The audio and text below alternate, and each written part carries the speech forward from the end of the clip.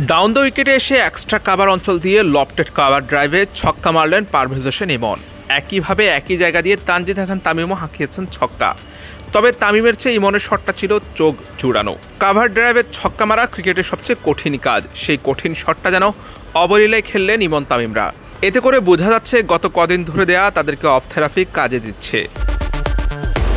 টি-20তে power play কাজে লাগানো প্রত্যেক দলের মূল পরিকল্পনার মধ্যেই থাকে। প্রতিপক্ষ বোলাররা ভালো জায়গায় বল করলে রান বের করতে পারেন না ওপেনাররা। জাতীয় দলের চলতি স্কিল ক্যাম্পে ব্যাটারদের গ্যাপে শট খেলা শেখানো হচ্ছে। বিশেষ করে দুই ওপেনার ইমন ও তামিমকে নো রিস্ক শট খেলার দিকে জোর দেওয়া হচ্ছে।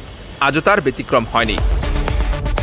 গত কয়েকদিন ধরে একাডেমি মাঠে অফসাইডে শট প্র্যাকটিস করেছেন বাংলাদেশ দলের ব্যাটাররা। এদিন আর একাডেমি নয়, শেরে বাংলার সেন্টার উইকেটে করেছেন অনুশীলন। শুরুতে মেশিনের ছোড়া বলে ব্যাটিং করেন দুই ওপেনার। পাওয়ার প্লের আদলে অফসাইডে ফিল্ডিং সেট করে গ্রানাইটের স্ল্যাপে মেশিনের ছোড়া বলে ব্যাটিং করেন। পাওয়ার প্লেতে ব্যাটাররা পেসারদেরকে বেশি মোকাবেলা করতে হয়, সেটি মাথায় রেখে পেসারের বিকল্প হিসেবে মেশিনের ছোড়া বলে ব্যাটিং করেন ইমন তামিম। এরপর পাশের নেটে যান দুই ব্যাটার, দুইজন দুই প্রান্তে দাঁড়ান। ম্যাচ সিনারিওর আদলে ব্যাটিং করেন, তবে এবার আর মেশিনের নয়, স্পিনারদের বিপক্ষে। মিডল ওভারের পরিস্থিতি মাথায় রেখে ব্যাটিং প্র্যাকটিস করেছেন তামিম ইমন। স্পিনারদের বিপক্ষে প্রায় প্রতিটি বলে ডাউন দ্য উইকেটে গিয়ে খেলেন এই দুই ব্যাটার। জায়গায় দাঁড়িয়ে খেলতে দেখা যায়নি খুব একটা।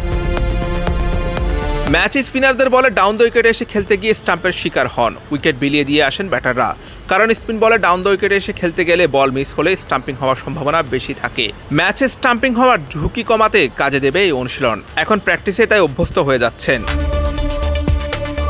স্পিনারদের বিপক্ষে অনুশীলনে খেলেছেন দারুণ সব কাভার ড্রাইভ, এবং কি কাভার ড্রাইভে ছক্কাও মেরেছেন দুই ওপেনার। মূলত হেড কোচ ফিল সিমন্সের আইডিয়াতে এইভাবে অনুশীলন করা হচ্ছে। এই অনুশীলনটা যে বেশ কাজে দিচ্ছে সেটা বলাই যায়। তবে অনুশীলনে আসল সফলতা নির্ভর করবে তারা ম্যাচে কেমন পারফর্ম করে। অর্থাৎ যেহেতু টি-20 বিশ্বকাপের আগে কোনো সিরিজ নেই, তাই টি-20 বিশ্বকাপে তারা কেমন পারফর্ম করবে সেটাই এখন দেখার অপেক্ষা। Hussain Arman, BD cric time.